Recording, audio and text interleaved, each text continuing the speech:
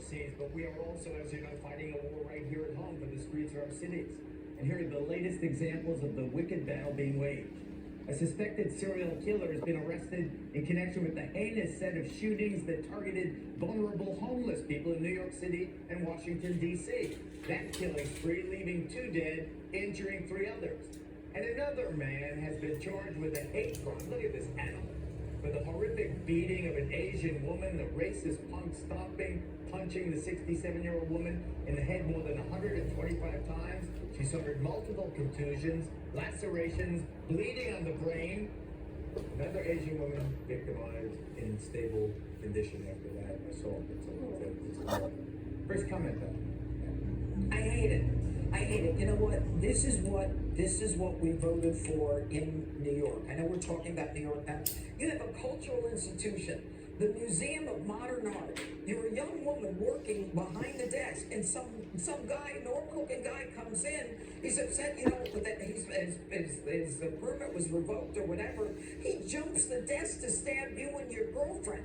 See, the people that are committing, the people who commit coworker, people who are committing these crimes are committing them over and over and over again. And don't think, all you social justice warriors, don't think that you're saving one guy because he committed or made one mistake. They commit mistake after mistake. They continue on their crime sprees until they're stopped. And I know this, I know it in my DNA from having done this for 30 years. And I'm not surprised that this guy, one of the attackers, had 22 prior convictions. It's our fault that they're running around and victimizing us. I don't want to take all the time. But unless you change the bail law in New York State, and unless we get rid of these progressive DAs, then we've got no hope. Then you just better hope that if you get shot or stabbed, that you don't die. Because justice ain't coming, the cavalry ain't coming, and you're never going to get any kind of retribution. In Ohio yesterday, Mike DeWine, the governor, passed a law that allows concealed carry even without a license or any training. Is that a solution? I guess if the cavalry ain't coming, that's a solution. And you can't disarm the public if you also have no consistent law enforcement. You know, there's another part of this that we've talked about before. It drives me crazy. You know, this MoMA suspect was homeless, probably mentally ill. All these people stabbing people, homeless, mentally ill. The serial killer claims by his dad to be mentally ill. At a certain point, you know, despite all the billions that we've spent on the mentally ill, it all goes into the pockets of the administrators. So maybe we just stop.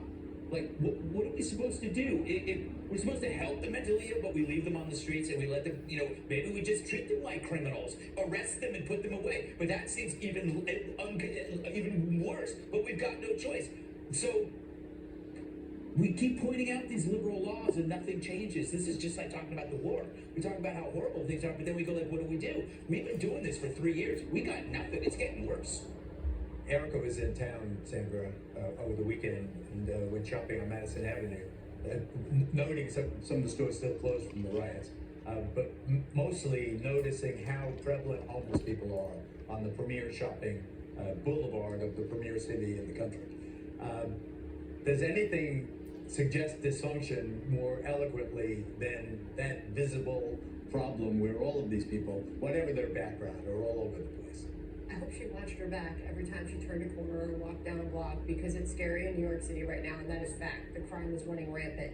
It's not just here, but the one attack in Seattle stood out to me and broke my heart. This longtime healthcare worker, she was on her way up at a rail station. She was going up the stairs when a career criminal, in an unprovoked attack, grabbed her, 62 years old, threw that nurse down the stairs. Yes, Alexander J., 40 years old, cement steps. She suffered a broken clavicle, 3 broken ribs. She was rushed to the hospital, the very hospital where she has worked for 25 years helping other people. That gives me chills. That is awful, and that is just one example of the many unprovoked attacks that are happening in these cities all over the country. Mentally ill or not, a crime is a crime.